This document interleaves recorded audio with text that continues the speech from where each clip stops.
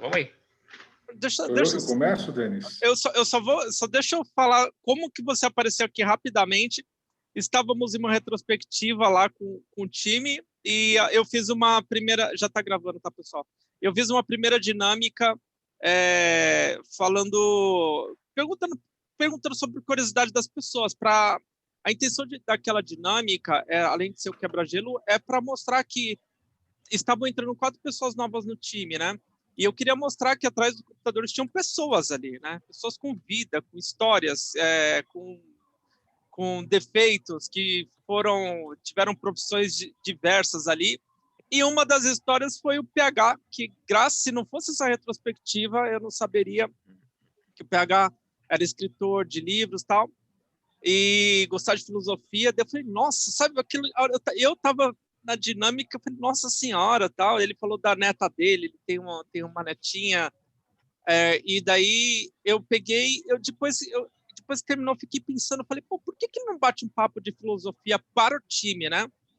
E daí ele falou, Denis, tudo bem. Daí ele pegou e me mandou a pauta, aquele arquivo que eu mandei para vocês, ele mandou a pauta daquele, falou, Denis, você acha de eu falar isso pro time? Cara, a hora que eu abri aquilo, eu falei, putz, você pode fazer a gentileza de vir aqui numa quarta-feira e bater com o papo com o pessoal para falar essas coisas, porque tá todo mundo afim de ouvir isso e tal, e ele se prontificou a fazer, e PH, Paulo Henrique, tá aqui com a gente hoje. É isso, pessoal. Pronto.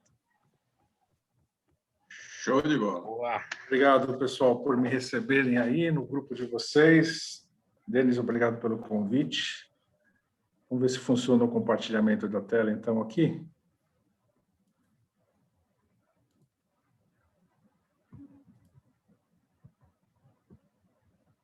Já estão visualizando? Sim. Sim. Tá. Só vou disparar aqui também a minha gravação no Instagram para ficar online. Ok. Então, o tema proposto para essa noite é o digital e a existência. O que a novíssima ciência de dados ou data science tem a ver com os sentidos da vida, né? Eu sempre vou falar aqui sobre os sentidos da vida, tá? A gente já descobriu, a filosofia, as ciências descobriram que não existe um sentido único para a vida. Então, nós vamos falar sobre os sentidos da vida e o que isso tem a ver com a ciência de dados, ou data science, ou inteligência artificial, como vocês preferirem. O Denis já fez a introdução, aí realmente eu sou analista de sistemas formado, me formei em 1992, sou pós-graduado em filosofia também, essa é uma formação que eu busquei depois no mercado, na Universidade Gama Filho, isso em 2011, porque tinha interesse em me aperfeiçoar dessa área e ser mais fiel naquilo que eu estou transmitindo para os meus leitores, né? Sou escritor também, 3 livros publicados, sou casado, tenho 3 filhos e uma netinha, que é a alegria aqui da casa quando ela vem fazer bagunça aqui, é a nossa alegria. Bom, inicialmente eu vou fazer uma provocação inicial, para não ficar só eu falando aqui durante 1 hora ou meia hora. Eu queria fazer essa provocação inicial e vocês podem abrir os microfones para me dizer as suas impressões sobre essa imagem. Eu vou colocar uma imagem na tela, aí vocês vão me dizer do que se lembram, quando estudaram isso, que tem a ver esse momento histórico, tá? Porque a gente já ganha muito tempo começando a partir daqui do que se eu ficasse falando só de filosofia, um monólogo, e a gente não interagisse dessa forma, tá? Então, vou colocar a seguir a imagem, e aí vocês podem abrir os microfones. Eu vou ter um pouco de dificuldade de saber quem está falando, mas, Denis, se puder me ajudar também, essa imagem. É um afresco que está no teto lá da Capela Sistina. Foi pintado por Michelangelo entre 1508 e 1515. O título desse afresco é A Criação de Adão. Acho que vocês todos já viram essa famosa tela aí de Michelangelo, né? Com essa pintura aí, onde Deus e Adão estão com o dedinho assim, quase se tocando, né? E aí, queria ouvir de vocês, tá? Para não ficar assim só no monólogo. Quais são as impressões que essa figura traz? O que você se lembra de ter estudado com relação à época, com relação ao autor? Podem falar aí, abram os microfones e vamos começar a discutir.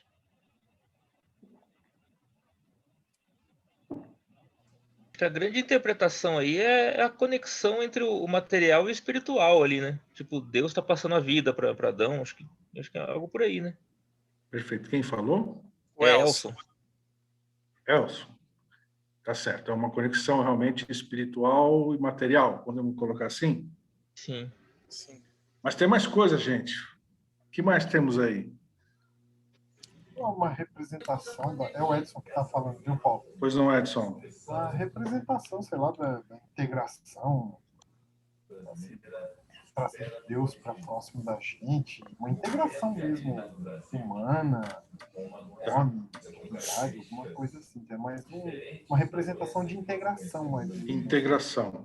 Tá, essa figura do Michelangelo te lembra de integração. Com relação à época, você se lembra alguma coisa a respeito da época que foi 1508, 1515? Diz para vocês alguma coisa? Renascença? Exato. Renascença. Muito importante isso. Renascença. Quem foi que falou? Patané. É uma obra renascentista de Michelangelo, Capela Sistina. Ela está no momento onde o pessoal está um foco muito grande em trazer a elucidação justamente para as ciências, para as artes, é um momento de redescobrimento, né? Eles tinham acabado de sair da Idade das Trevas, né? Perfeito, perfeito. E eles estão aí meio que redescobrindo, né? Justamente essa questão dos vínculos das artes e tudo, e o Michelangelo ele traz essa aproximação do divino, né, com o terreno para justamente simbolizar essa luz, né, até um pouco de iluminismo você tem aí um pouco, né? Certo. Então, você disse bem aí, estamos falando da Renascença, né?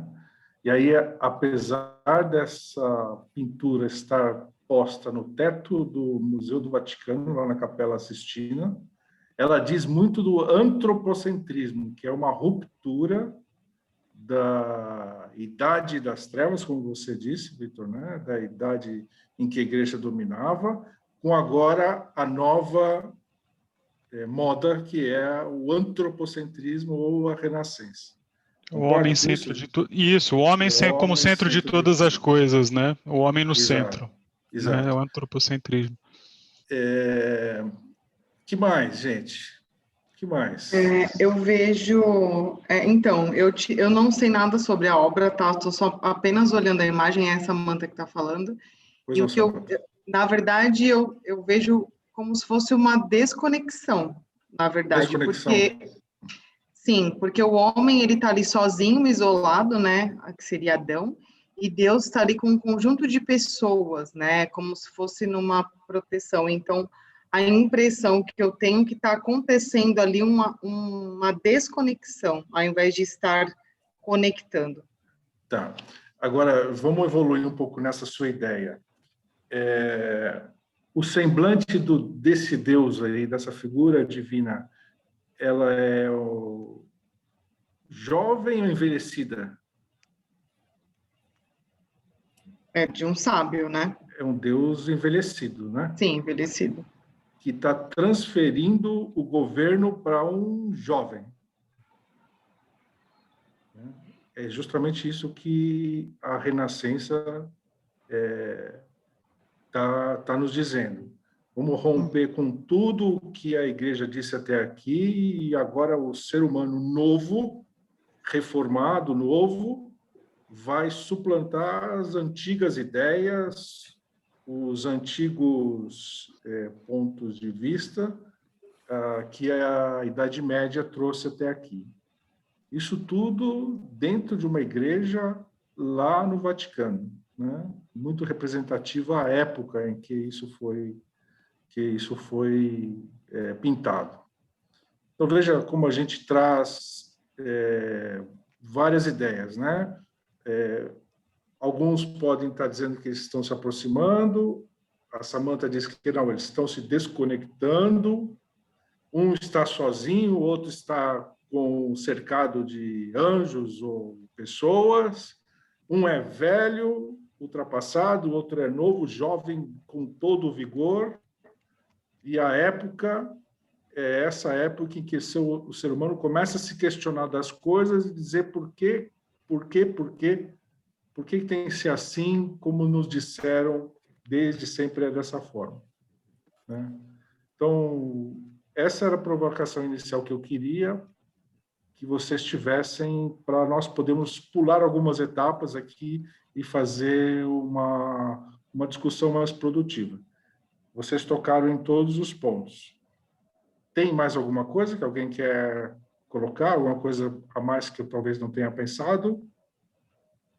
Eu reparei mais uma coisa aqui também, é o Elson falando, que eu não sei se era um conhecimento avançado para a época, mas o desenho aqui da direita, o desenho de Deus, ele lembra um cérebro e pode representar a sabedoria, né? Tipo, passando a sabedoria. O manto todo dele aí lembra o cérebro, né? Já se tinha desde Da Vinci, já se tinha conhecimento da forma do cérebro por dissecação. Lógico, não tinha raio-x, não tinha ultrassom, era por dissecação, né? Então, quando eles tinham acesso a corpos de indigentes e dissecavam, eles sabiam as formas dos órgãos internos das pessoas. É muito interessante essa sua colocação, eu também já li sobre ela em algum outro lugar. Vocês repararam? Sim, pois não. Existe uma outra leitura aí, que é a leitura de toda uma ironia. Perceba onde que essa obra está exposta. Ela está exposta dentro da Capela Sistina. Ela está exposta no coração do Vaticano, que é uma instituição milenar, né? A Igreja Católica Apostólica Romana. Então, daí vai um micena, né? Que é o Michelangelo, e além de tudo literato, um cara que é extremamente culto, né?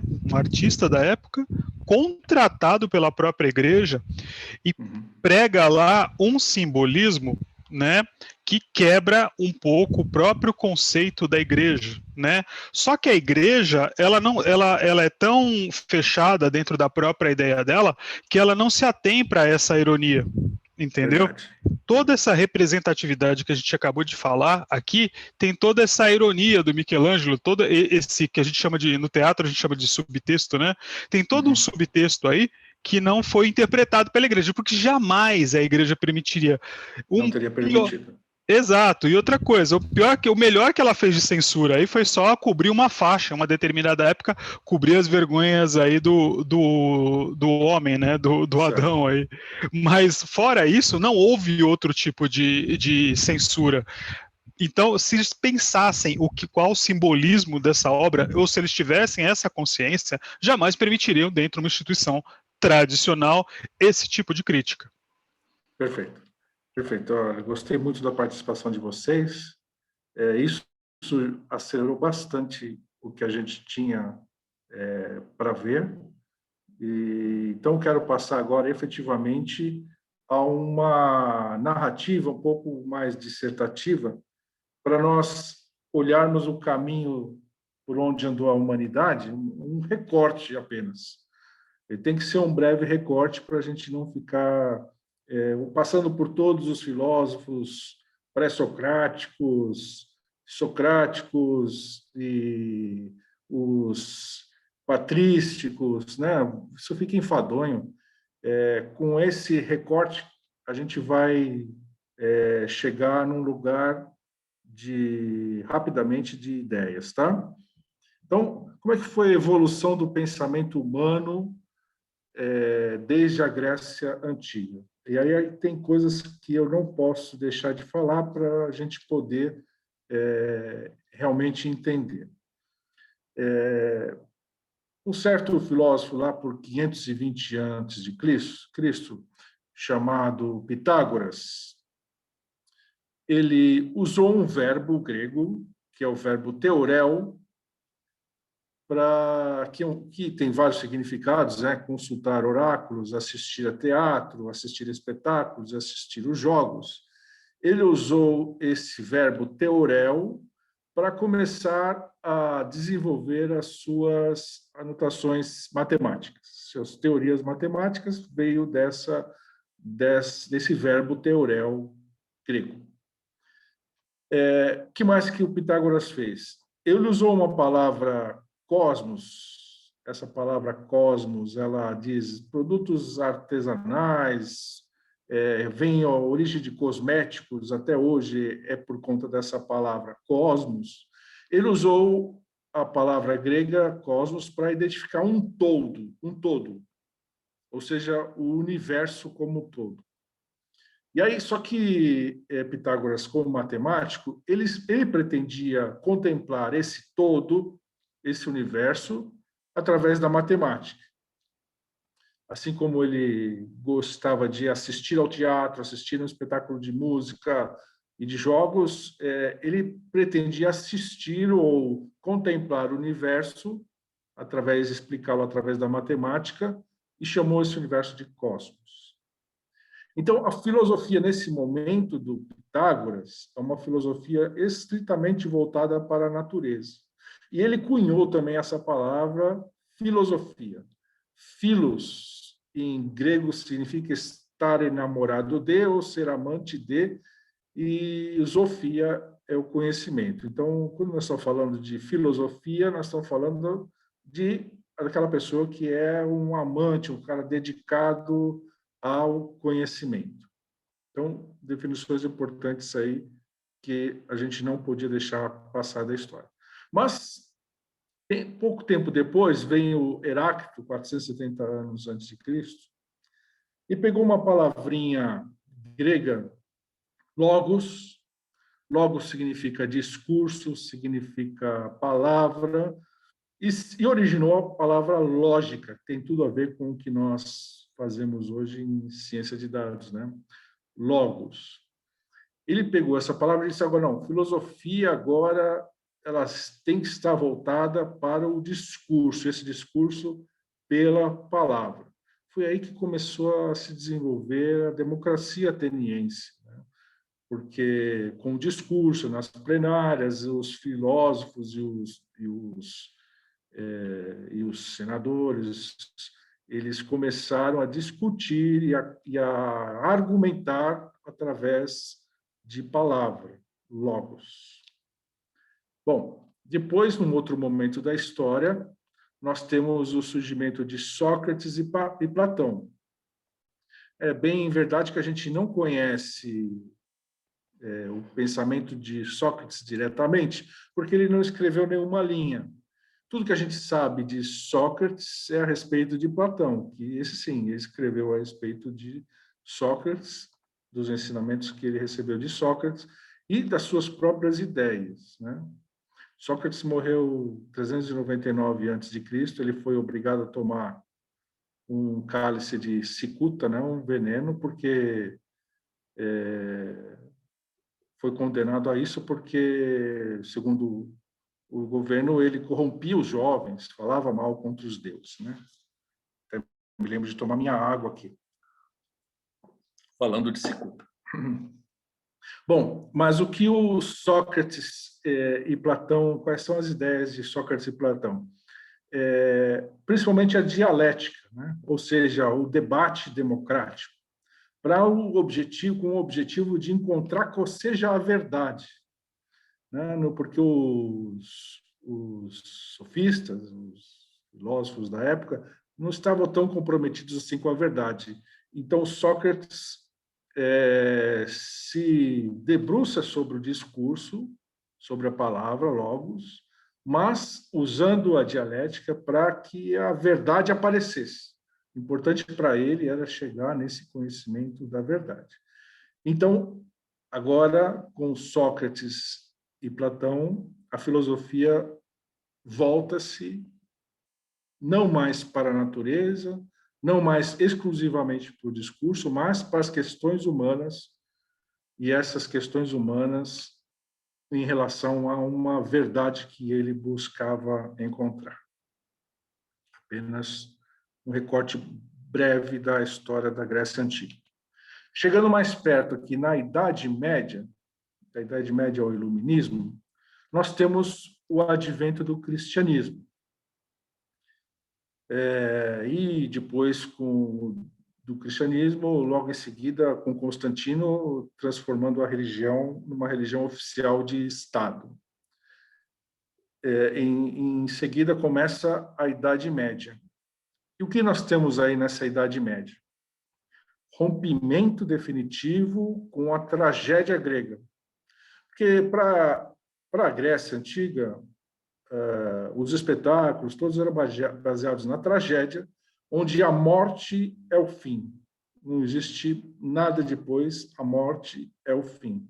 Já a tradição cristã vem e diz o seguinte: não, a morte não é mais o fim. Existe um porvir depois da morte. Isso é o que prega o cristianismo, né? E aí, com Agostinho, em 430 depois de Cristo, já está já vigorando o cristianismo, já pelo menos 200 anos depois de Constantino, a igreja traz novos significados para as palavras teoria, cosmos e logos. Quem vai definir os significados agora é a própria igreja. A igreja que vai definir qual é a teoria, quem é o cosmos e o logos. O logos, segundo a igreja, não vai poder ser outro a não ser aquele que está na palavra, né? Na Bíblia Sagrada. A gente encontra isso no Evangelho de João, capítulo 1, que diz assim: no princípio era o verbo.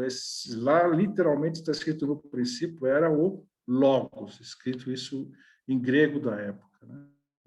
Então, para a igreja, a partir do advento do cristianismo, só existe a teoria cristã, só existe o cosmos apresentado pela igreja e só existe o logos que esteja registrado na palavra sagrada. A gente tem diversos problemas por conta disso, né? Com relação ao cosmos, teoria heliocêntrica, lembra-se do problema de Copérnico, de Galileu, confrontos com a igreja nesta época aí. Mas não gosto de Agostinho, tenho muitas reservas com relação ao pensamento de Agostinho, mas a gente não pode deixar de dar crédito a ele que a filosofia nesta época deixou de ser a filosofia voltada apenas para o cosmos, para o mundo físico, ou para a palavra, ou para as questões da humanidade, da polis, né, das cidades, mas voltou-se para o caráter subjetivo ou pessoal. Então, a filosofia de Agostinho pregava alguma coisa interna ao ser humano, a sua consciência, e esse seu relacionamento com o divino, né? Esse é a novidade que vem na época de Agostinho. Mas, infelizmente, a Idade Média durou, ao todo, mais de 12 séculos. E foi um prejuízo muito grande, né? A igreja dominando todas as áreas do conhecimento durante esses 12 séculos.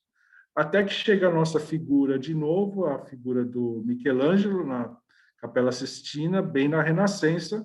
Então, vocês vejam que caminho longo que a gente já encurtou com aquela figura do começo, né? Nós estávamos aí, ó, nessa época da Renascença, onde reinava o antropocentrismo, e logo em seguida, 1715, 1780, surgirão as descobertas científicas, né? A filosofia, nessa época, vai pregar, principalmente com a Revolução Francesa, que os humanos devem ser livres e fraternos. o ser humano é o centro das atenções, já era desde da Renascença, e agora as relações humanas são encorajadas a liberdade e fraternidade. Bom, esse é o recorte que nós temos até o momento do iluminismo. Seguindo aqui rapidamente, depois vocês terão oportunidade de perguntas, tá? Só para a gente não perder raciocínio. A Revolução Industrial até a modernidade, vamos falar um pouco da produção filosófica do século XX. Bom, sociedade que entrou no século XX, lá 1760, 1840, está passando para o século XX a partir de 1901, é uma sociedade focada no lucro, né? Revolução Industrial. E aí, quais são os filósofos? Quais são os filósofos que despontam nessa época? Friedrich Nietzsche, da famosa frase Deus está morto, né? No livro Assim Falou Zaratustra, ele diz literalmente: Deus está morto, fomos nós que o matamos, ele permanece morto e fomos nós que o matamos. E então o século XX está começando sobre essa égide, né? Deus está definitivamente morto. Depois vem o austríaco Ludwig Wittgenstein. O Wittgenstein, ele lutou na Primeira Guerra Mundial, e isso afetou profundamente a sua filosofia, e ele procurou novas definições para o que é o ser humano, né? O que é o ser humano no século XX, onde aconteceram as duas grandes guerras, né? Também tivemos nesse período aí, antes das duas guerras, Heidegger, esse filósofo alemão. Ele chega a sugerir um novo ser humano. Como deveria ser um novo ser humano? Ideias que foram absorvidas imediatamente pelo nazismo e pelo socialismo. E toda a revolução da Segunda Guerra Mundial estão baseadas nas ideias de Heidegger, de construir um novo ser humano, um ser humano superior. Eu vejo que a filosofia nem sempre foi orientada para o bem, mas às vezes foi utilizada para justificar desgraças como os que aconteceram principalmente na Segunda Guerra Mundial. Depois da Segunda Guerra, falharam esses ideais de nazismo e stalinismo, a filosofia amargou esse período de ostracismo. E, em seguida, ainda no século XX, um século de muita produção filosófica, nós tivemos nomes como Jean-Paul Sartre, Simone de Beauvoir, que eram um casal, a Simone e o Jean-Paul Sartre, franceses, eram os existencialistas. Tivemos Hannah Arendt também, Hannah Arendt judia, mas que fugiu da Alemanha antes de começar a guerra. E tivemos dois filósofos, Émile Cioran, que era romeno, e Albert Camus, que eles pregavam o seguinte: olha, a existência humana não tem sentido nenhum. Então, nós terminamos o século XX com essa égide. Nós começamos com Deus não existe e terminamos com Émile Cioran e Albert Camus. A vida não tem sentido. Isso era o que pregavam os dois filósofos. Michel Foucault, depois, ele também, por uso da palavra, né, da linguagem, ele procurava entender as relações do poder e conhecimento, dizendo que o controle social, a partir dessas duas grandes guerras, aconteceu muito porque o poder cerceava conhecimento das pessoas, né? Bom, mas temos isso, então, o século XX terminando com a vida sem sentido. Ok. Falando de algoritmos, de ciência de dados, o futuro passa obrigatoriamente pelos algoritmos. Aí, quando nós fomos investigar algoritmos, quem são, onde vivem, do que se alimentam, lembra-se dessa frase lá do National Geographic? Quem são, como vivem, onde se alimentam, do que são feitos. Nós encontramos essa frase moderna de Yuval Harari, que é um filósofo, escritor israelense. Ele diz assim: hoje em dia, os algoritmos entendem você melhor do que você mesmo se entende. Existem diversos tipos de algoritmos, nós vamos ver alguns aqui. E a frase do Yuval Harari está aí para contestação de vocês também depois. Ele diz que os algoritmos hoje nos entendem melhor do que nós mesmos nos entendemos. Bom, fazendo um pouco de exercício de futurologia agora. Até onde a novíssima ciência de dados, ou data science, poderá nos levar? Bom, vocês já viram o autoatendimento por robôs, né? Os chatbots. Isso já é uma realidade na empresa onde eu trabalho, em todas as empresas. Aliás, eu até prefiro hoje interagir com alguns chatbots do que ligar na URA, né, no atendimento humano. Eu acho preferível o atendimento de chatbots, mais rápido. Isso já é realidade para nós, né? Existem algoritmos por trás, né, que simulam uma inteligência artificial para fazer as tarefas e nos dar as respostas. Bom, na pandemia nós vimos também que telepresença aplicada à educação e à medicina, ou seja, a telemedicina, já é uma realidade. No próximo slide eu vou trazer um exemplo para vocês, justamente de telemedicina. Então, a gente tem aulas à distância e aplica a medicina à distância, e isso pode ser feito com algoritmos inteligentes por trás, orientando na educação e respondendo ou direcionando uma terapia na telemedicina. O que mais que o futuro nos reserva aí de algoritmos, né? Bom, hoje já existe isso. Eu já faço investimento em ações de acordo com o que os algoritmos me recomendam. De acordo com o meu perfil, se eu sou conservador, moderado ou super agressivo, eu tenho uma carteira de investimentos para fazer. Isso o algoritmo sugere para mim. Ao mesmo tempo que as aprovações bancárias, se eu precisar de um empréstimo, o banco vai submeter os meus dados para um algoritmo, e o algoritmo vai dizer se eu tenho risco de ganho de risco, pouco, baixo nível de risco de ser inadimplente ou de cumprir com as minhas obrigações. Então, isso já existe na prática e temos visto bastante.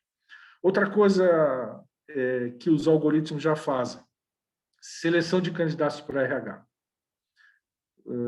Existem diversos algoritmos que fazem pesquisa no LinkedIn, por exemplo, um dado perfil de candidato que a empresa necessita, e vão buscar esses dados no LinkedIn para saber quem é mais aderente àquele perfil que a empresa está buscando.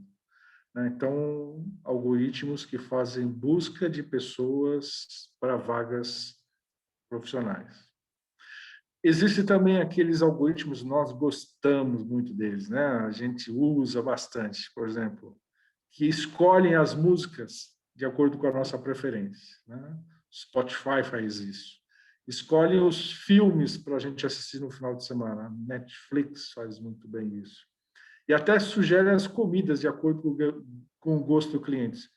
iFood faz muito bem isso, né? De acordo com os dados que você colocou lá, com os pedidos que você já fez, existe um algoritmo que vai sugerir bem lá em cima, em banners bem grandes, qual deve ser a sua próxima aquisição, tanto de música, quanto de filmes, quanto de comida. IoT, a internet das coisas. Isso nós vamos ver cada vez mais presente, que são os objetos em casa interagirem, por exemplo, com os estoques do supermercado.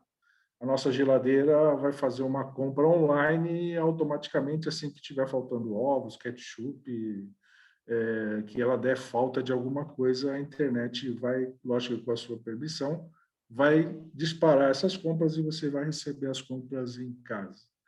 Né? Não estamos falando de uma realidade muito distante. Quanto mais se aproxima o 5G, mais próximos estamos disso acontecer aqui nas nossas casas. E, por último, o não muito visionário, mas já é uma coisa até já testada, o Uber sem motorista. Existem carros inteligentes da Tesla, Volvo e Nissan com total capacidade de assumir o controle, não só de estacionarem sozinhos, mas também de dirigirem, né, o veículo, desde que as vias sejam, no mínimo, minimamente sinalizadas. Né? É lógico que a gente não está esperando um Uber dirigir no trânsito caótico de Bombay, na Índia, né, onde tem elefante junto com rickshaw e as pessoas de moto circulando dentro, na mesma via. Né? Mas um trânsito minimamente organizado é possível que a gente já tenha, já existem testes nessas situações. E são algoritmos que efetivamente estão por trás dessas decisões que as máquinas executam para nos levar a algum lugar. Bom, voltando lá, a telemedicina. O exemplo que eu quero trazer para vocês foi pensado em 2015, executado logo em seguida, 2018. Já está em uso lá nos Estados Unidos. É o Wobot. Se vocês tiverem curiosidade de entrar no site do Wobot, eu tive essa curiosidade.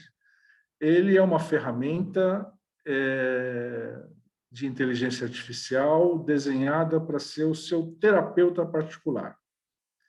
Ele parte de uma conversa, então, como um chat, tá? Como um WhatsApp, como um chat. E ele foi classificado pela Agência de Saúde Americana como de extrema eficiência nos casos de estresse, de ansiedade, depressão pós-parto e uso de substâncias entorpecentes como álcool e drogas. Tá? Então, ele convida a pessoa para um chat e vai provocando e diariamente procura manter esse contato como se a pessoa estivesse efetivamente indo a um terapeuta diariamente. Né? E, através de respostas, ele tem a evolução do quadro, a análise clínica e terapêutica da pessoa que está sendo tratada.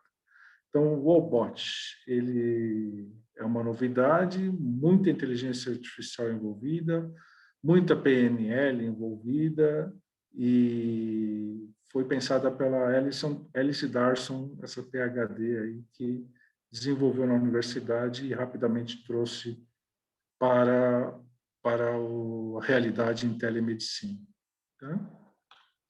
Ok. Aproveitando o gancho, agora eu queria falar com vocês sobre identidades. Quem sabe mais sobre você? É a Amazon, é o Facebook ou o Google? Já que nós estamos falando de algoritmos. Identidade, a sua identidade.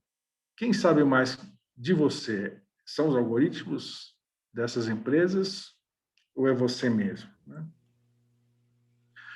Bom, o que seria identidade? Primeiro, a gente precisa entender que a identidade é o resultado das nossas interações sociológicas com o ambiente em si. E aí o próprio Yuval Harari ele diz assim, nós só podemos continuar a ser humanos se percebermos o que é que nos faz ser humanos. Se a gente perder essa consciência do que é que nos faz ser humanos, muito facilmente perdemos o sentido da vida, a vida deixa de ter sentido, todas as implicações de ser humano, fraternidade e liberdade deixam de ser verdade também, porque esses nossos atributos já não existem mais. Então, construção de identidade é uma coisa muito importante na nossa realidade hoje, porque nós vivemos vários papéis, né? Nós vivemos, como eu disse no começo, eu sou escritor, eu sou marido, eu sou casado, eu sou pai, eu sou avô. Eu tenho todos esses papéis, essas identidades. E se a gente passar para o mundo virtual, daqui a pouco a gente vai falar o seguinte: olha, eu tenho essa vida virtual, hoje o meu trabalho é home office, então eu tenho esse trabalho virtual, e tenho presencialmente, eu tenho em casa meus papéis, tudo isso que eu desenvolvo, isto é a minha identidade. Apesar de serem vários papéis, isto é a minha identidade. Aqui em casa nós gostamos muito de gatos, né? Temos um gato que chama Max, é o único que nós temos, é o Max. E ele me lembra, todo dia ele me lembra essa questão de identidade, porque é o seguinte: se eu coloco o Max na frente do espelho, ele não vai miar para a imagem dele no reflexo lá. Porque o gato, assim como os gorilas, orangotangos, os chimpanzés e os golfinhos, eles se reconhecem, ele reconhece a imagem no espelho. E as crianças, a partir de 6, 8 meses, também começam a se reconhecer a própria imagem. Então, o Max, ele se reconhece naquela imagem do espelho. Ele sabe que é idem, ou seja, é idêntico a ele. Identidade significa isso. É idem, é a mesma coisa. Então, todos os papéis que você representa é a mesma coisa, é a mesma pessoa. Idem é a sua identidade. Apesar de você ser um indivíduo único, a sua individualidade, todos esses seus papéis representam um único personagem, uma única personagem, ou seja, uma única pessoa. E aí, na provocação que eu fiz para esse nosso bate-papo, eu coloquei assim: ó, quem é o ser humano no mundo Blade Runner 2049? Se vocês assistiram ao filme Blade Runner 2049, o mais recente, né? Ele foi baseado num livro de Philip Dick, que o título do livro é Androides Sonham com Ovelhas Elétricas. Essa preocupação do filme com relação à consciência. O que estava acontecendo lá no filme Blade Runner 2049? O androide, ele tem certeza que ele é humano, porque foram implantadas memórias nele, e aí ele começa a se perguntar: quem eu sou? Quem é o meu criador? Quanto tempo eu ainda tenho de vida? Como posso dar significado à minha existência e que ela seja uma existência honrosa? Então, são pensamentos, tipos de pensamentos humanos, que uma máquina sem consciência nunca teria, né? Esses questionamentos indicam que nós temos um nível de consciência, né, diferente de inteligência, consciência. Então, isso que está acontecendo lá no filme Blade Runner. E os humanos, pelo outro lado? Quem são os humanos nessa situação em que os androides estão se perguntando sobre isso? A gente precisa ter em mente que a inteligência é a capacidade de resolver problemas. Então, se você se desenvolve bem nos problemas, nas tarefas que você tem, esse é o seu nível de inteligência. A consciência é a capacidade que nós temos, por outro lado, a capacidade que nós temos de sentir as coisas, como dor, como prazer, como amor, como raiva. E no filme Blade Runner, os androides estavam querendo sentir o prazer, sentir o amor, sentir outros atributos que só os humanos conseguem ter consciência deles. Então, a nossa identidade é essa consciência de que nós somos pessoas únicas, né, com diversos papéis sociais, e que esses papéis sociais representam a nossa individualidade dentro da sociedade.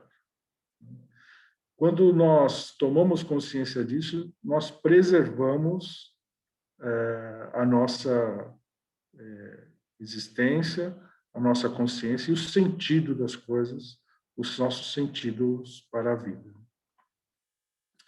Pois bem, chegando já ao final, o sentido da vida, ou melhor, dizendo os sentidos da vida, que é a eterna busca do caminho da existência humana, né? Quais seriam, então, os sentidos da vida? Será que essa tela em branco aí? Uma tela em branco representa a vida não tem sentido nenhum?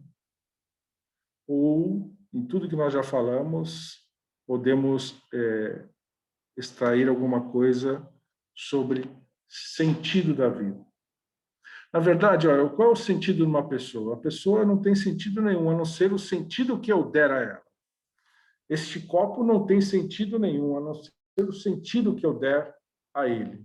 Então, a vida tem diversos sentidos, tem múltiplos sentidos, desde que eu atribua sentido à minha existência.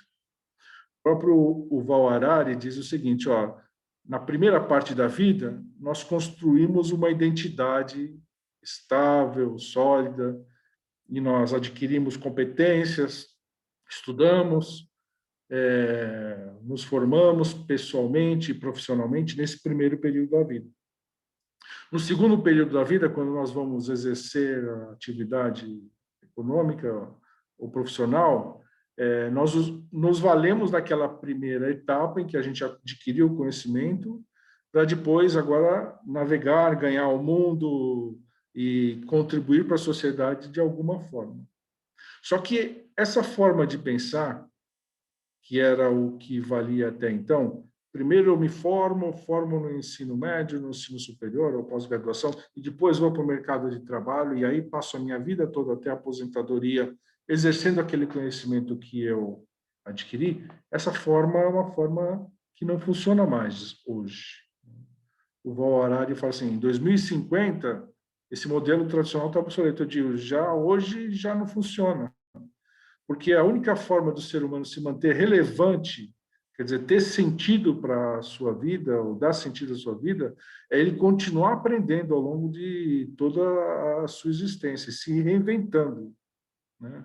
Então, por isso que nós dissemos, a vida tem vários sentidos, e você precisa atribuir esses sentidos à sua vida. Ao longo de toda a vida, você vai exercer vários papéis. Eu fui filho, eu fui pai, eu sou avô, tenho uma carreira e tenho vários papéis, desempenhei papéis em várias empresas. Então, eu dou sentido à minha vida a partir do momento em que executo vários papéis. Mas eu não posso esperar que tudo aquilo que eu acumulei nos primeiros anos de estudo seja o suficiente para dar sentido à minha vida daqui para frente. Eu preciso sempre me reinventar, ressignificar, reaprender e repensar os meus objetivos de vida. Algumas respostas das filosofias podem nos ajudar sobre isso? Podem nos ajudar. Por exemplo, lembre-se lá do começo, filosofia com Sócrates, com Platão, era buscar a verdade. E é preciso a gente buscar a verdade e ressignificá-la. Essa imagem que eu coloquei do lado, ela é muito querida para mim, é o quadro de Antônio Cizeri, esse homo, tá? Ele representa o seguinte, ó, quando o Evangelho fala que Jesus esteve perante Pilatos, né? Pilatos fez o julgamento primário de Jesus, não achou culpa nele, lavou as mãos e tal, mas eles tiveram um momento a sós em que Pilatos perguntou, o que você veio fazer aqui, né? Jesus falou assim, eu vim por causa da verdade. Aí Pilatos não entendeu. Que verdade? O que você está falando de verdade? Por que eles não se entenderam?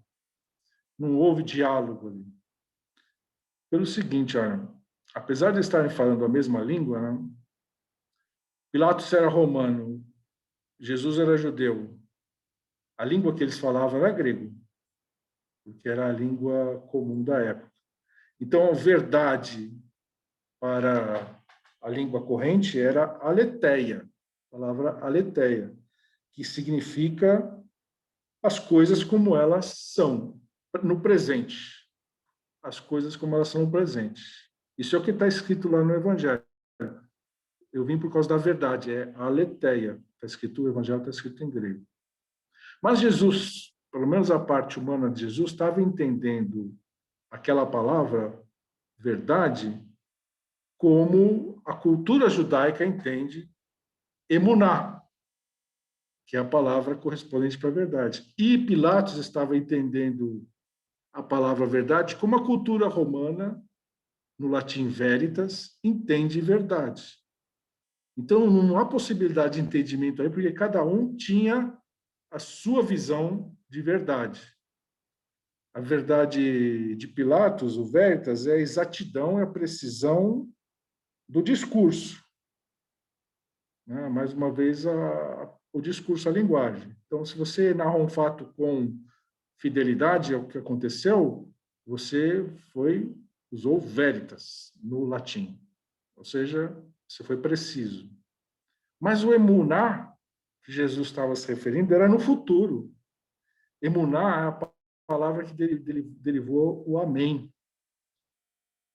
E emuná significa confiar, cumprir o que foi prometido no futuro. Então vejam que uma mesma palavrinha tem diversos significados e para a nossa existência a gente precisa às vezes ressignificar a verdade, buscar qual é o significado verdadeiro ou exato, contemporâneo da verdade para a nossa vida. Cada fase da nossa vida.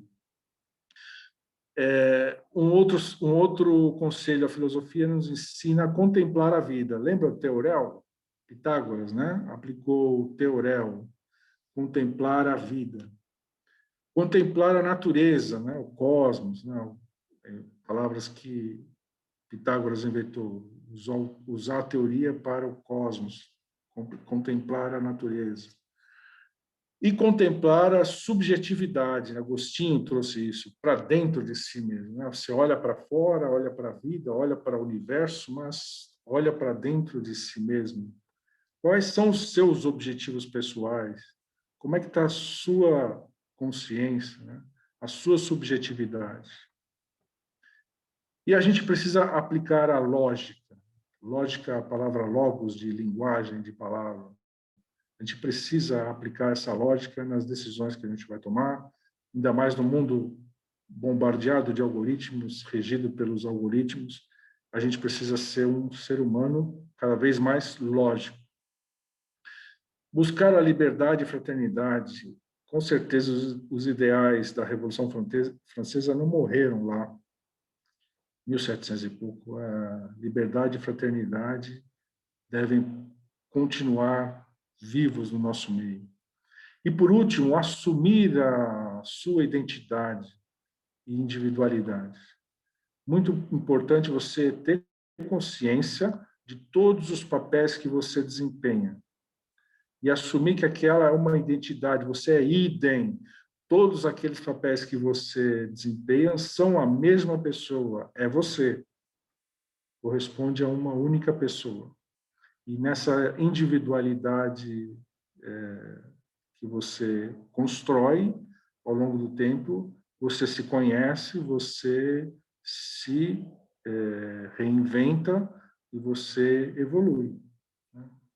Esses são os pontos em que a filosofia, conforme nós vimos, pode nos ajudar a ressignificar a vida humana na era tão digital como nós temos hoje.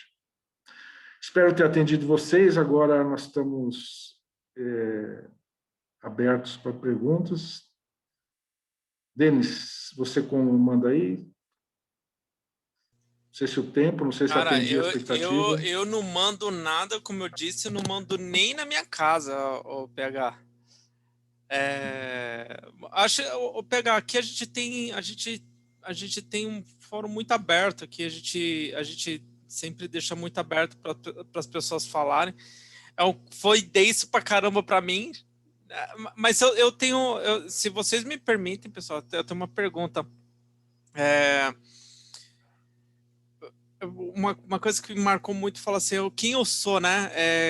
Eu sou o que o Google tá falando que eu sou o que sei lá, o que a Amazon tá falando que eu, sei lá, os sistemas de busca aí que eu sou.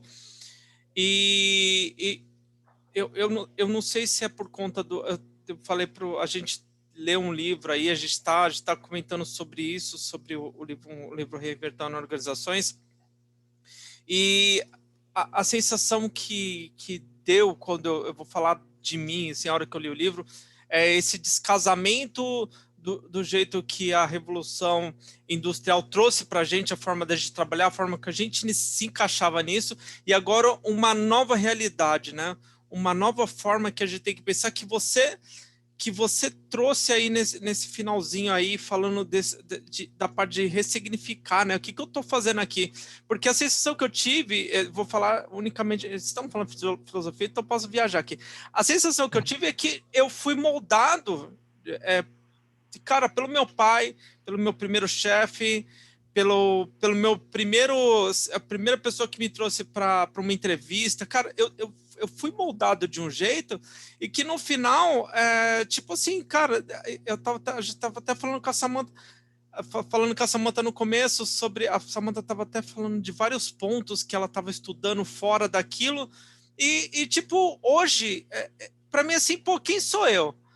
E eu não sei, essa discussão para mim está muito assim, latente. O que eu tenho para contribuir com o mundo e com tudo isso que você falou de resultado da filosofia, assim, sabe? E parece assim que a minha vida inteira eu não fui treinado para entender isso e para me questionar sobre isso e querer saber sobre isso. Muito pelo contrário, eu fui treinado para olhar o que todo mundo me impôs ali e fazer muito bem aquilo. E parece que agora...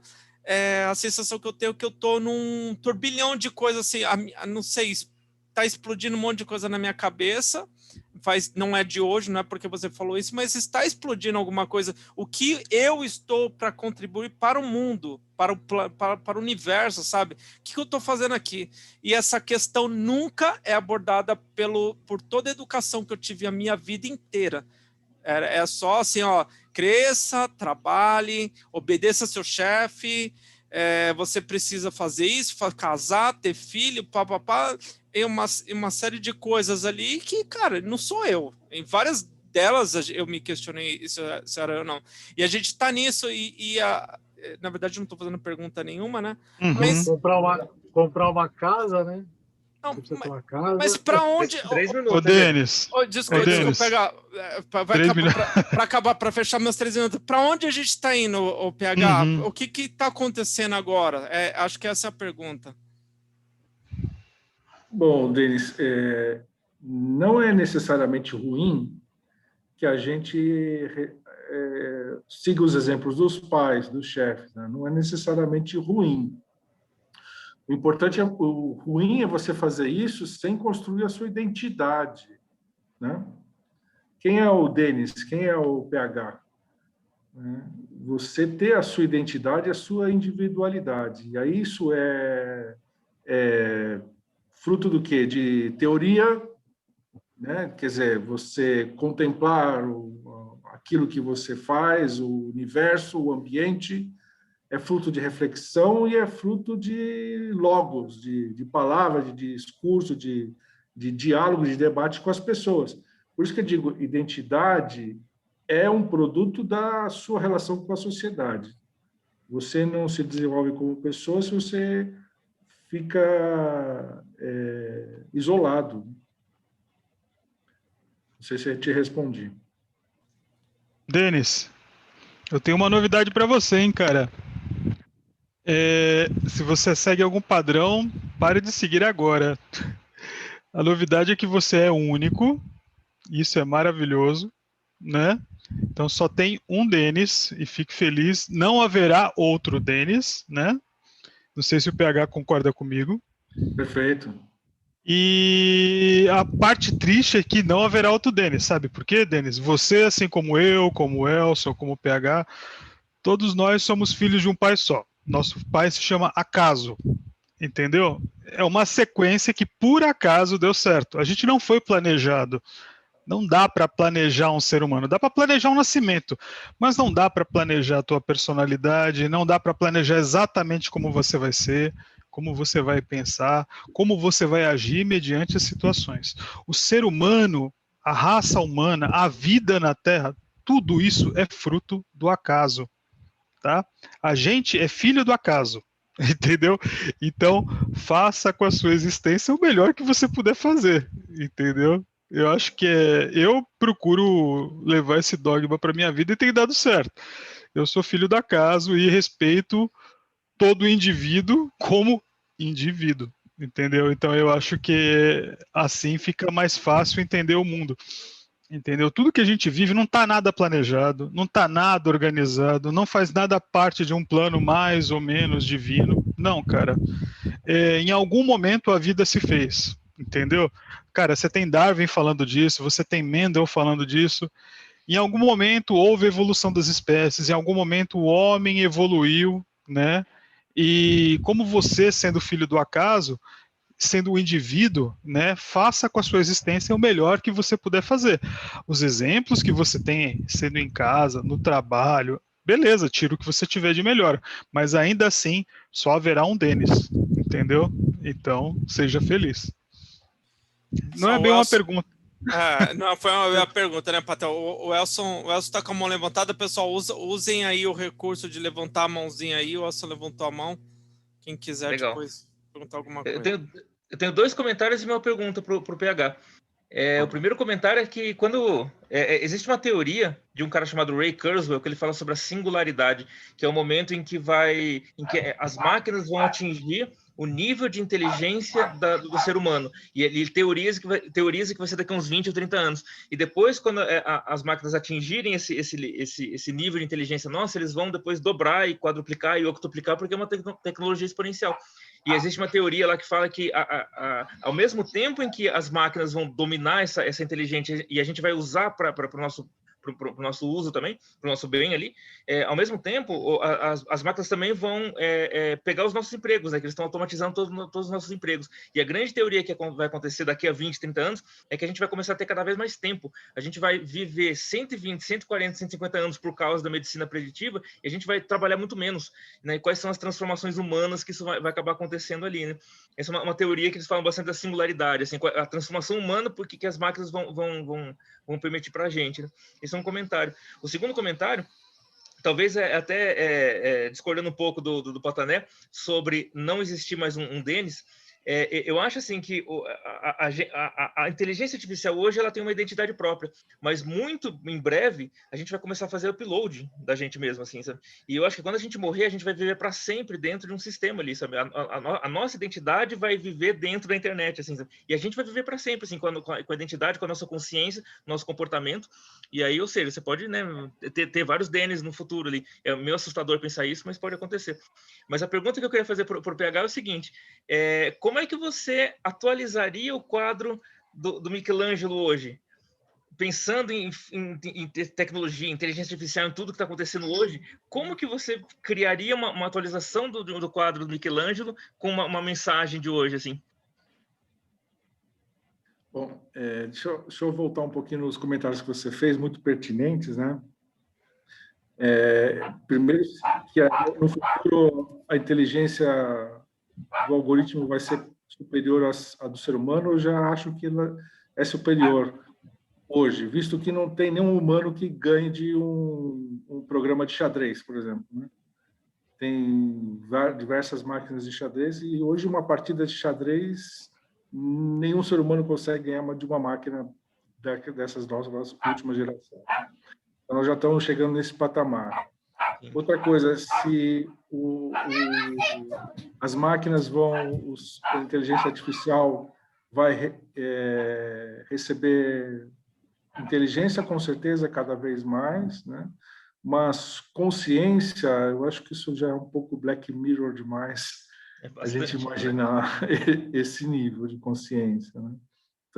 Tanto quanto viver dentro de um circuito, dentro espalhado na internet. E como eu atualizaria o quadro de Michelangelo? Bom, primeiro, eu não vejo um Deus envelhecido. Eu não vejo um Deus envelhecido, porque eu sou cristão, né? E faço ressignificação desse livro que foi escrito há 4.000 anos, 2.000 anos atrás, faço ressignificação dessa verdade para o meu dia a dia hoje. Apesar de ser um evolucionista, tá? Eu acredito na evolução, mas uma evolução ordenada por Deus.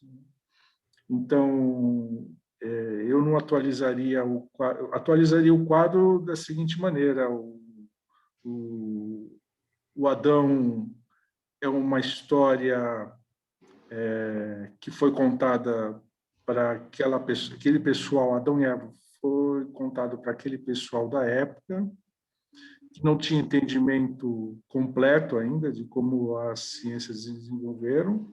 Não cabia na mente deles um universo de 13 bilhões de anos, né? Então, por isso eles descreveram a civilização, a criação em 6 dias, né? Então, não contaria daquela forma ali, porque acredito que talvez o tempo de contato dessa criatura com o seu Criador tenha sido um processo muito maior, muito mais demorado, né? Em contato mais próximo, né? Mais próximo da divindade com o Adão. Essa é a minha forma de pensar. Eu fiquei imaginando uma rede neural desenhada à direita, passando sabedoria para a pessoa, para o ser humano, assim, se fosse algo de hoje ali, né? Pessoal, tem alguém que quer levantar o bracinho aí para fazer uma pergunta, alguma coisa, alguma curiosidade, algum comentário? Fica à vontade.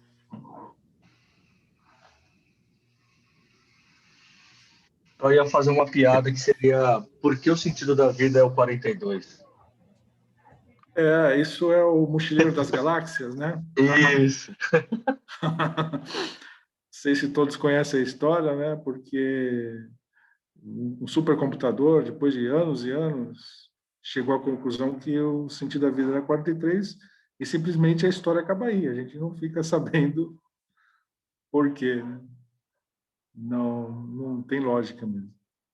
É aquele esquema, né? Até um supercomputador que demorou milhões de anos para ser construído, não conseguiu dar o sentido da vida, né? Uhum. Imagina quem somos nós. Eu tenho um colega, né, o Cristiano, que me disse assim: o PH, quanto tempo existe a filosofia mesmo? Eu falei: se a gente contar desde os pré-socráticos, 400 anos antes de Cristo, tal, desde lá até aqui. Aí ele me pergunta: pô, e ainda vocês estão discutindo qual é o sentido da vida? Ninguém descobriu qual que é. Não existe o sentido da vida, são os sentidos da vida, e depende de cada pessoa. Você vai construir a sua vida com o seu sentido, você que vai significar. Correto? Correto.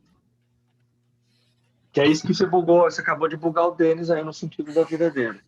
Não, cara, a Wilson falou de ter mais Denis, já falei, Deus me livre, coitado do planeta.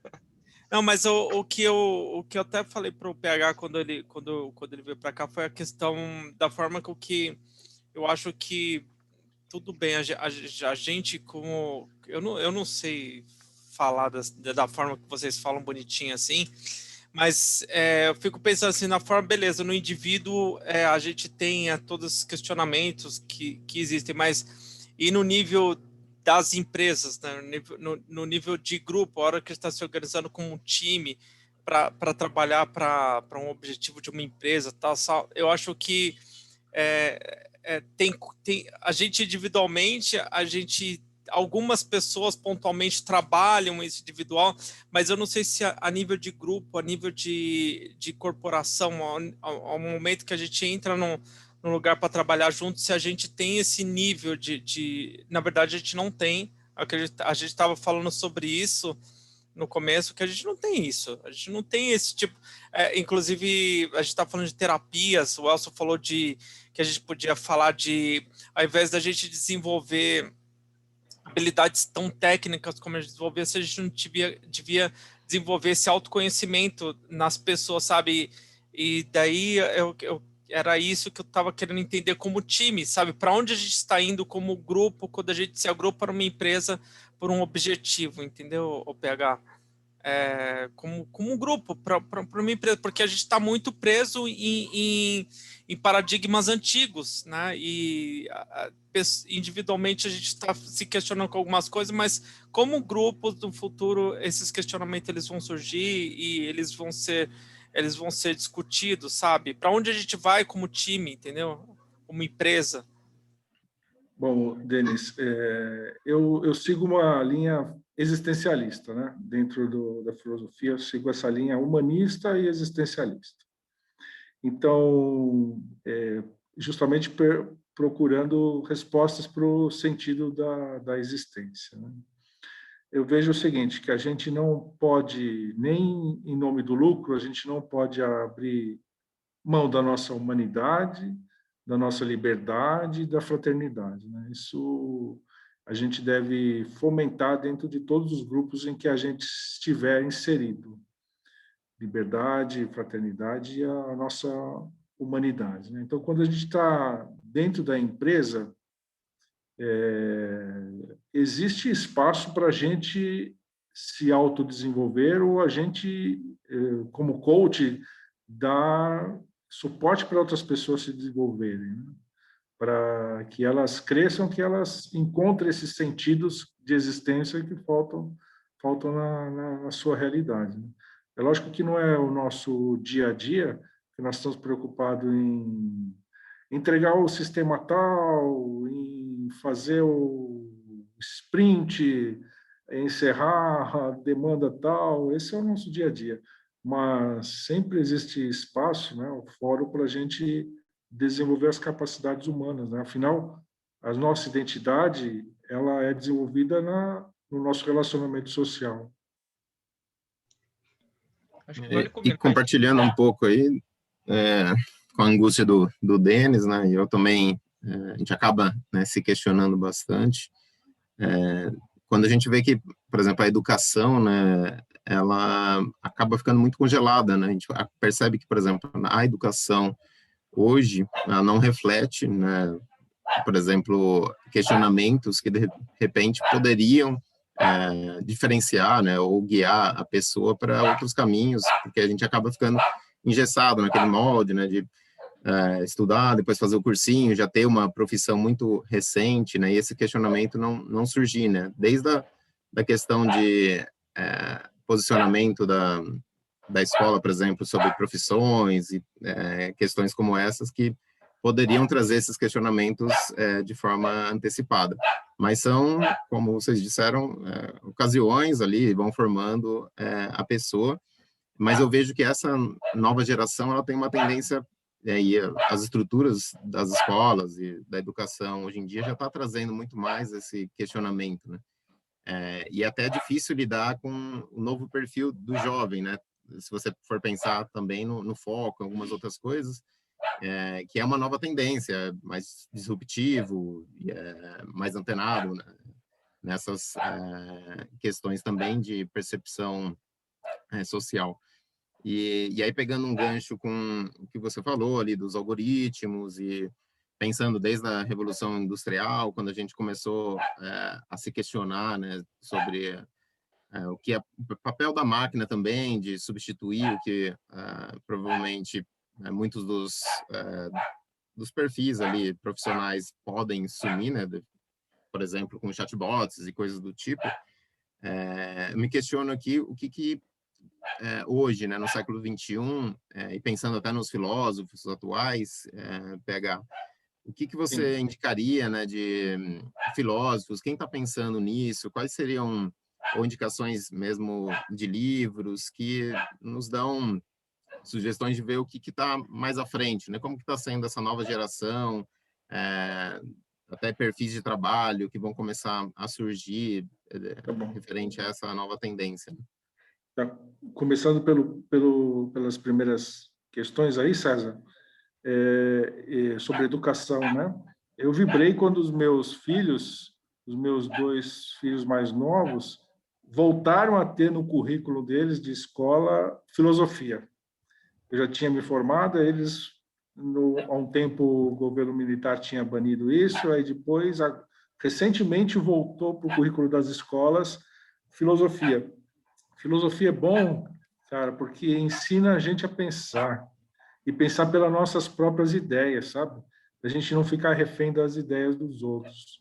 Outra coisa que filosofia ajuda bastante é a gente interagir com as ideias diferentes, a gente aceitar, ou não simplesmente aceitar, mas saber dialogar com elas e contrapor as nossas posições dessas ideias diferentes.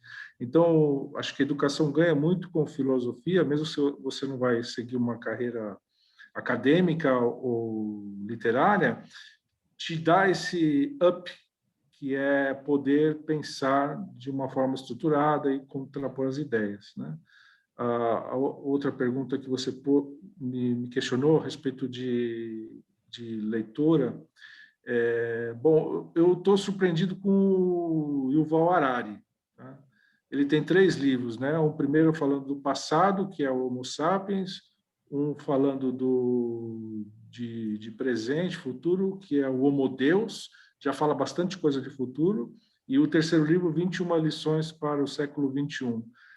Eu pretendo ler os 3, cara. Acho que a gente tem que olhar um pouco com reserva, que ele tem algumas viagens, mas ele se imagina como um drone viajando sobre a sociedade sem compromisso e analisando de forma isenta o que está acontecendo daqui para o futuro, né?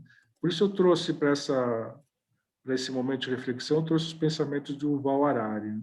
Eu acho que esses 3 livros são um bom motivo para a gente se debruçar.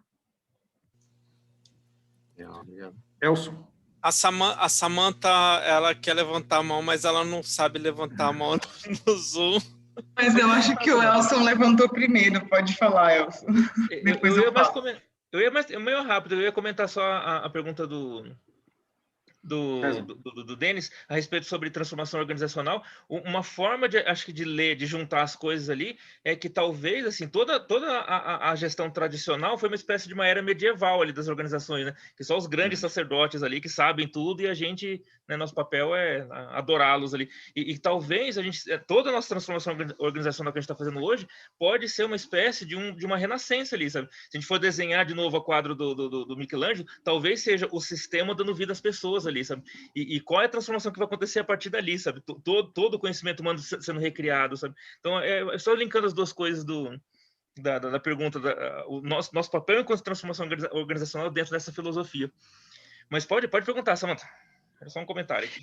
Não, na verdade, eu ia também comentar sobre essa questão de identidade, né? Porque, como, né, a maioria das pessoas comentaram sobre isso, a gente é criado, né? Esses dias eu estava ouvindo uma palestra do Murilo Gun, eu não sei se vocês conhecem, ele é incrível. Se vocês não conhecem, pesquisem. Ele aguça a nossa criatividade. Na verdade, ele tem várias frentes para isso, né? A gente é ensinado a perder, entre aspas, né, a nossa criatividade, e quando a gente é adulto, a gente precisa aprender o que a gente desaprendeu, né? Então, ele fomenta esse tipo de discussão. E aí, o que ele fala, né? Que a gente é criado para ser normal, né? E o que é ser normal? É seguir normas. E quem que coloca as normas, né? Quem que está interessado, né, nisso, né? Então, é um sistema aí onde a gente está envolvido. E aí, qual que é o contrário de ser normal? Né? Não é ser anormal, não é infringir as regras, não é isso. O contrário de ser o normal é você ser natural, né? E o que é ser natural? É você agir com integridade na forma que você fala, que você pensa e que você age, em todos os sentidos da sua vida. Porque não adianta você escolher um setor da sua vida para você ser autêntico. Ou você é, ou você não é, né? Porque o que acontece na maioria das vezes? A gente vai para a empresa e a gente não é natural. A gente não tem a liberdade de ser natural. A gente entra ali num grupo, a gente se adapta, né, a conviver o grupo, a gente vê coisas incoerentes acontecendo e a gente acaba aceitando dependendo do nível que você está. Então, eu acho que essa questão de identidade é quando você começa a se questionar, não sobre as questões padrão, né, que tem por aí, mas sobre crenças mesmo, né, no que fizeram você acreditar. Ser pai, você acreditar no pai e na mãe não é ruim, né, como até o PH falou, não é ruim porque é a base da nossa formação, mas chega um momento que vale a pena a gente discutir e vale a pena a gente se questionar. O que foi me ensinado tem coerência para mim hoje, né? O que eu estou aprendendo aqui nos vários papéis que a gente tem dentro da sociedade? Então, eu acho que a gente conseguir discutir de uma forma calma, onde a gente ouve, né, interpreta e depois responde, e não apenas reage, né, na defensiva de uma questão, porque hoje em dia o que está acontecendo é que está ficando cada vez mais difícil de discutir, porque você coloca uma questão contrária, né, à pessoa e você não tem uma resposta, você tem uma reação. E aí, dependendo do debate, você vira briga, né? Tipo, vamos dizer assim, uma discussão pode ser saudável com ideias diferentes, não tem... Aliás, é muito saudável, né? Isso para você abrir, na verdade, o seu campo de visão para outras frentes que, às vezes, você não foi orientado a olhar. Então, às vezes, o que você precisa é só virar um pouquinho, assim, para o lado. Você não precisa virar muito, não precisa virar para trás, é só virar um pouquinho. Quando você vira um pouquinho, abre um campo imenso, né, da sua visão de um mundo que você desconhece completamente. E aí, você não vai parar de se perguntar sobre a sua identidade, porque muitas pessoas dizem para a gente que a gente precisa ter um propósito para o mundo, né? Mas o nosso mundo é o que a gente vive no nosso dia a dia. Não precisa querer mudar o mundo inteiro. A gente só precisa entender a gente mesmo, o nosso mundo. E vocês atuando, sendo exemplo, né, dessa mudança, quem me conhece há 10 anos atrás vai saber que eu não sou a mesma pessoa hoje, né? Eu era uma pessoa extremamente crítica, sempre tinha algum ponto a criticar, porque sempre acho que pode ser melhor, mas às vezes o que a pessoa está te oferecendo é o que ela tem de melhor para oferecer. E a gente tem que ter essa consciência, né? Que a gente não tem o mesmo repertório e ainda bem. A gente não tem as mesmas crenças e ainda bem. E então, eu acho que ser humano é ter esse tipo de discussão, porque esse tipo de discussão a gente não consegue fazer com a máquina.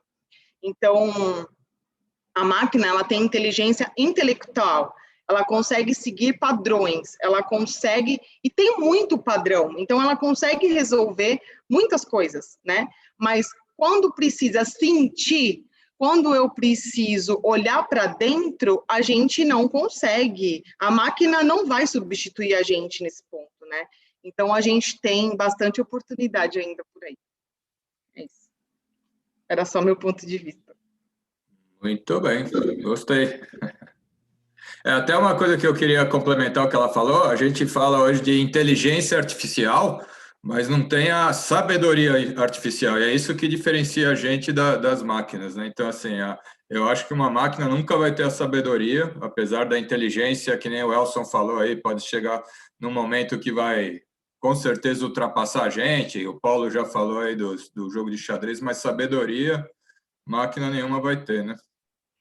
Eu acho que a informação, né, ela tá aí para ser compartilhada, e quanto mais compartilhada e quanto mais troca houver, ok, né, a nossa informação, e eu acho que nós somos uma informação mesmo, né, um corpo com uma informação, e aí eu não concordo com o acaso, né, eu acho que tudo a gente tem identidade, somos únicos porque tem realmente cada um no seu lugar, né? Porém, eu acho que tem muitas discussões sobre o que eu posso fazer para mudar o mundo.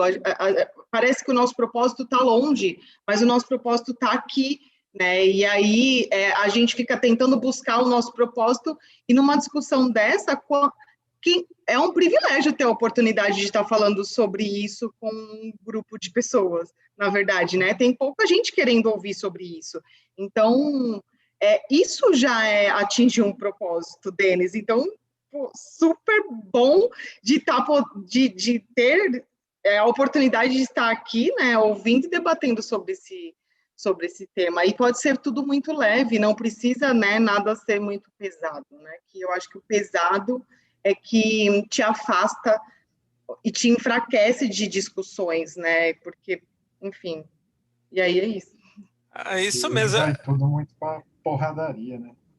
Exatamente. A ouve o que o outro tá falando, já... Uhum. Aí é aquela história, às vezes a gente discute 10 assuntos, em 2 você não concorda comigo, na verdade, então quer dizer que você é 80% meu amigo, mas não, Sim. Você é 100% meu inimigo, entendeu? Não exatamente.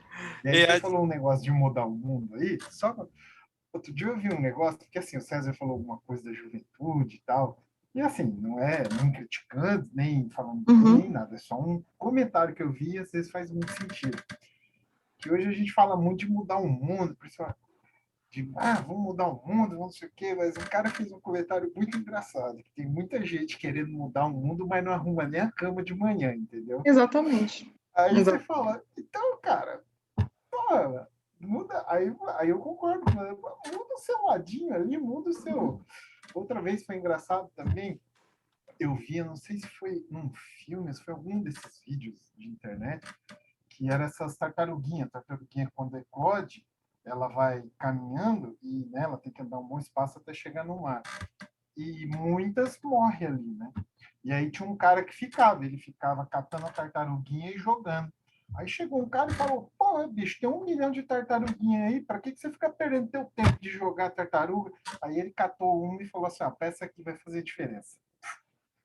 Então, quer dizer, já mudou o mundo. De alguém ele mudou, de um bichinho, né? Então, às vezes, a gente tem esses pensamentos, mas acaba que a gente não arruma a cama de manhã na hora que acorda. Então, o que eu ia falar, o que eu queria comentar, assim, a hora que eu abro, que eu tô abrindo, clicando aqui, ó, tirando do mute para falar, quando a gente está no nosso dia a dia aqui falando de agilidade, quando eu clico no mute para falar, tem um negócio técnico assim para falar, sabe? Tem um negócio, não, porque eu li no livro, tal, porque é assim, tal, é diferente. Agora, quando a gente está falando, quando eu cliquei aqui no mute para colocar minha voz, não tem isso, sabe?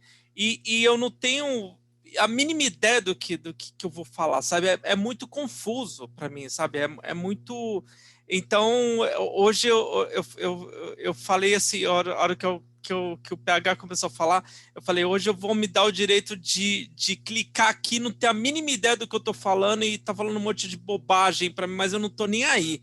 Esse sou eu questionando as coisas que eu não tenho a mínima ideia da resposta, sabe? Então, eu acho que aí esse está sendo eu de verdade, entendeu?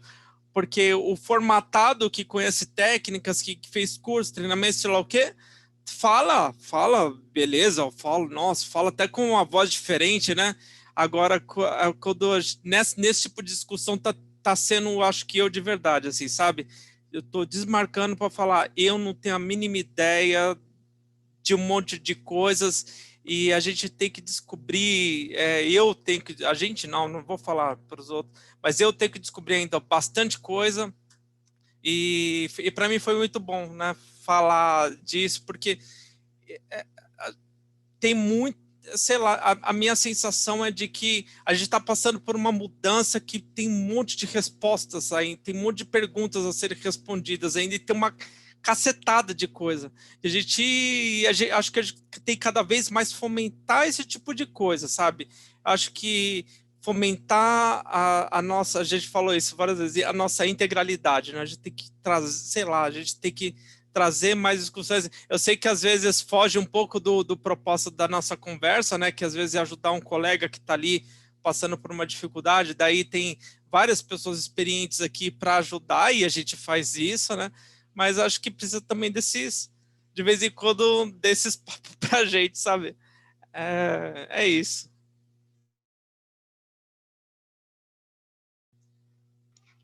Excelente. 10 horas já, hein?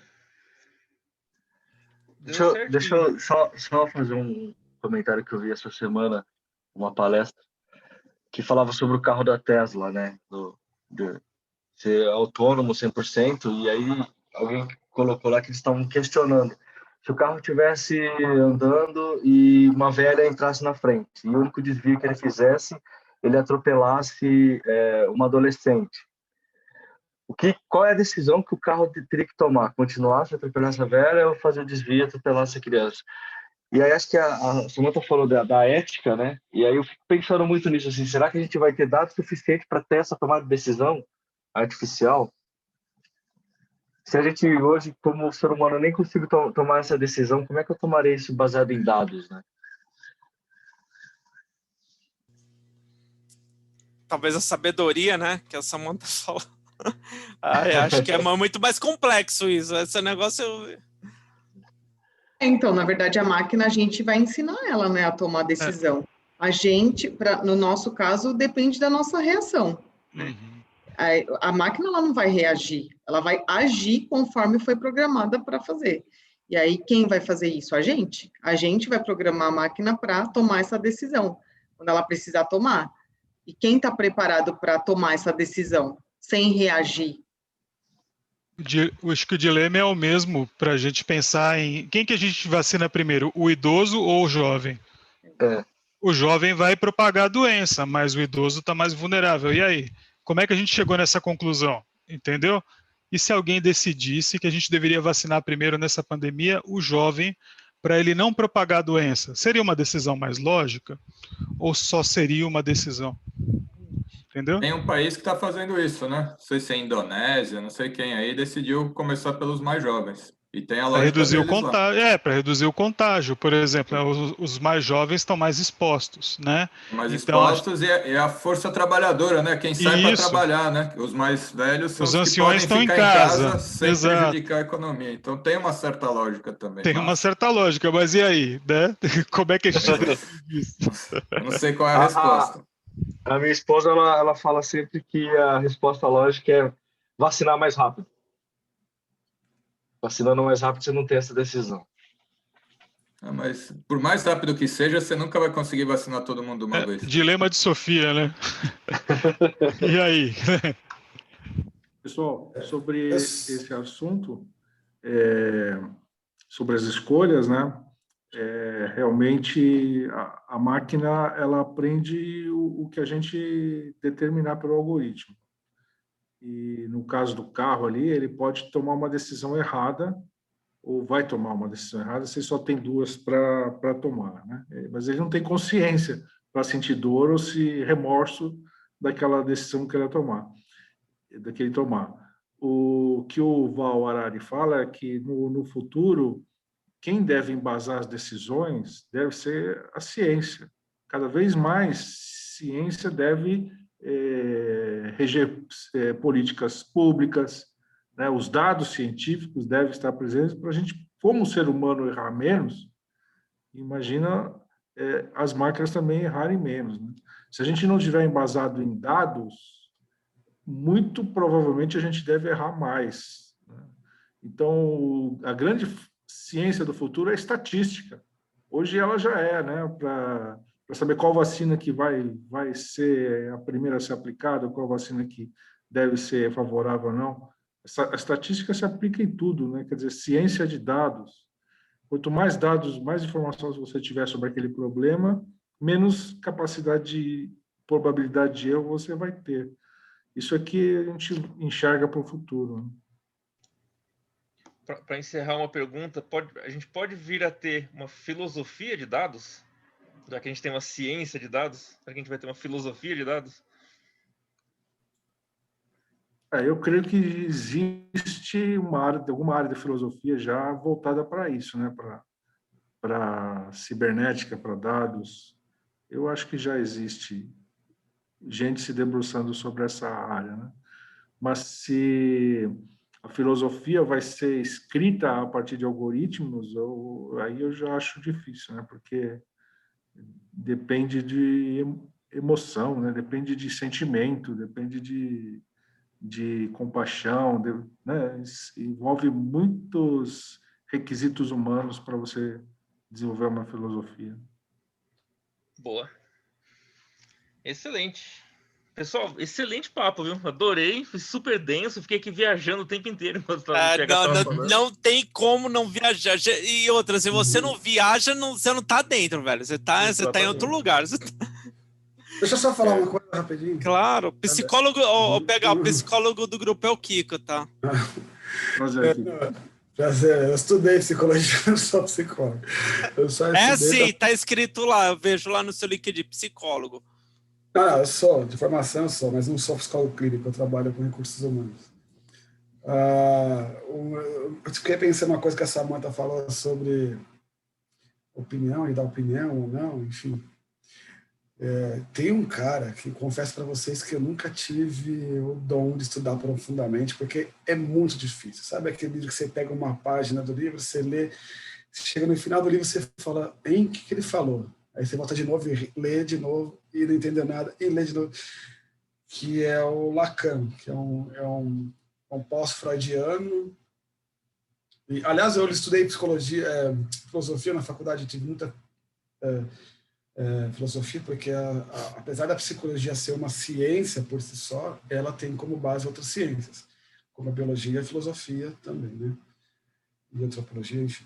E o Lacan, ele é um pós-freudiano que ele misturou estruturalismo com existencialismo, com psicanálise, enfim. Ele criou a própria teoria dele, baseado em Freud também, mas por isso que ele é um pós-freudiano e tudo.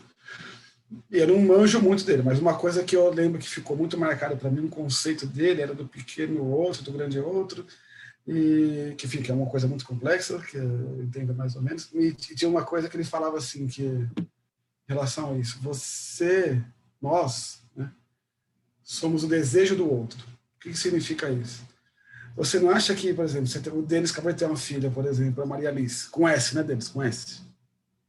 Faça-me um favor, um dos meus melhores amigos falando o nome da minha filha com Z no final, né, velho? Triste, né, velho? Se você Alice, a Maria Alice com S, por exemplo, ele vai achar que ela vai crescer e ela vai ter... Não, minha filha vai ter ideias independentes e vai pensar o que ela quiser, porque, de acordo com Lacan, ele diz que isso não existe. Porque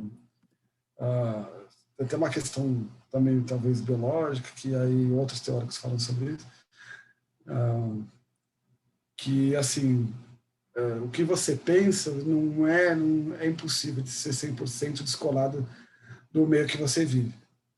Então, por exemplo, uma opinião que a gente tem é sobre política.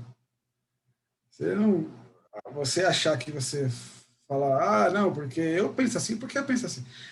Você pode ter certeza que você está repetindo coisas que você sabe de onde que vem. Eu tenho uma teoria, eu acho que tem os deuses, não, os caras que criam e lá, hoje em dia, né, com a tecnologia, soltam tudo para o WhatsApp e as pessoas vão replicando, só e ninguém tem opinião própria nenhuma. Mas tudo que a gente faz é influenciado pelo outro, né? Então, a nossa maneira de pensar também é. E a questão do robô, da inteligência artificial não é diferente disso, né? Então, assim, eu não sei, na questão de tomada de decisão, que talvez possa ser uma coisa... Você pode pôr 1000 algoritmos lá e ele pode até decidir bem, mas o pensamento humano tem disso. Você não consegue, é impossível você falar que o que você pensa é exclusivamente fruto da sua mente sem ter influência nenhuma de ninguém. É impossível isso. E eu não sei se a tecnologia vai resolver esse problema. Eu acho meio difícil também. Faz parte da natureza humana, assim como qual conceito que alguém falou aí? Enfim, não lembro agora, mas é impossível, eu acho impossível uma máquina resolver isso. Inclusive, essa parte, que eu não lembro o nome do que o Paulo... O cara é de RH, Denis, por isso que ele não acredita nas máquinas. Desculpa aí. Só uma piadinha. Não, eu acho que... Nossa, ainda bem que eu bebi, gente. Eu só agradeço a Colorado de fornecer para minha cerveja. Inclusive, Zeca, para... Tô brincando, Kiko. Não, eu sei, mas para inteligência artificial ajuda muito a RH já, né? Porque a gente faz essas pré-seleções que tem no LinkedIn, enfim. Tudo, mas as contas, a tomada de decisão é do ser humano. Porque eu vou fazer lá uma triagem, eu que tenho a sorte de trabalhar numa multinacional que paga uma ferramenta do LinkedIn que se chama Recruiter, que é muito cara para uma pessoa física. Hashtag fica a dica, Kiko, na próxima vai passar as dicas para gente de como estamos bem colocados. Como enganar o Recruiter, é a próxima palestra. Não, o Recruiter não tem como. Não, o recrutador não tem como. O Recruiter, basta você pôr palavra-chave no seu currículo e pronto. Ele vai fazer lá. Aí, pronto. Ó. Vai te encontrar. Agora, no fim das contas, você vai, que nem eu, pego uma vaga, pego 10 pessoas, entrevisto 10 e mando 3 finalistas para o gestor. Quer dizer, eu vou. Olha, 2 seres humanos vão decidir no fim das contas. Então, acho que tem um limite a tecnologia. O Kiko, uma coisa importante que você falou, que as nossas primeiras impressões sobre o mundo, as nossas primeiras ideias, vêm a partir do afeto. Né? Então, família, ou quem quer que você tenha, seja lá com que você tenha como mãe ou pai, né, a relação de afeto, ou professor, né, são dessas pessoas que você vai absorver as ideias iniciais. Mas aí eu diria que o seu papel enquanto se reinventar sempre, constantemente, né, em busca da sua identidade, buscar outras referências, buscar enriquecimento e chegar ao ponto de ter ideias próprias. Não sei se vocês já tiveram essa experiência de ter ideias próprias, saber que não tem ninguém que apoie aquilo que você faz ou que pense da mesma forma. Eu me sinto assim às vezes, né? Eu falo que é uma solidão de Adão. Sabe Adão, quando estava sozinho no paraíso, não tinha ninguém com quem conversar, ele não se identificava com os bichos, né? É a solidão de Adão que você vive porque você é o primeiro a pensar aquilo. Na área da filosofia, eu faço muito esse exercício com Agostinho, né? Com que eu me debato muito. Não consigo aceitar as ideias dele de pecado original, porque como humanista e como existencialista, para mim, não fazem sentido.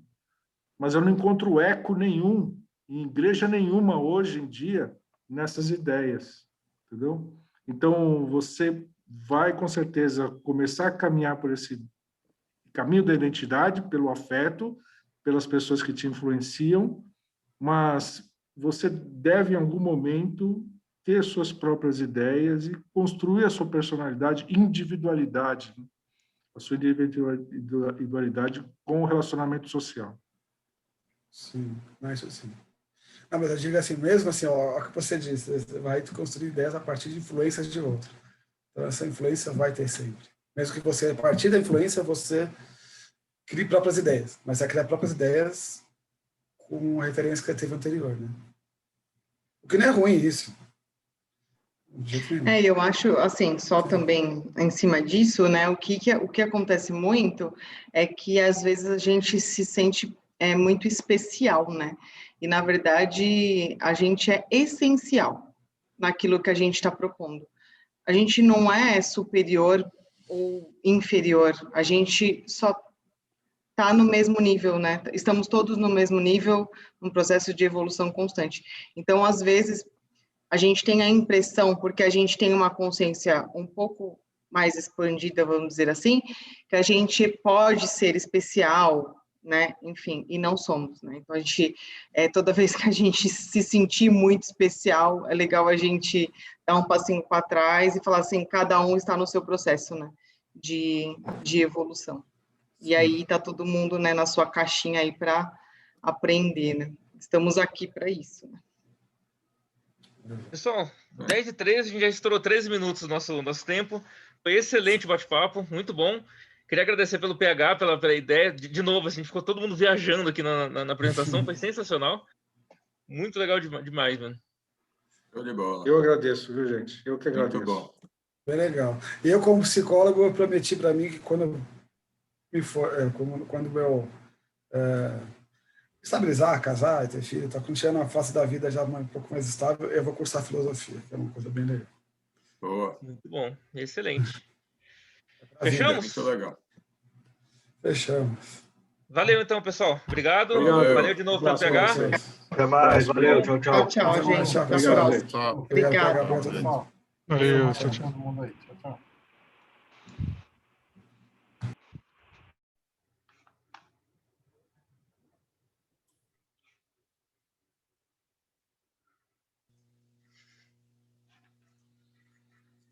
Pessoal, nem consegui agradecer sair por uma emergência aqui, acabei nem conseguindo agradecer ao PH. Mas não, foi super legal ali. Eu já tava... Tá gravando ainda. Deixa eu parar aqui.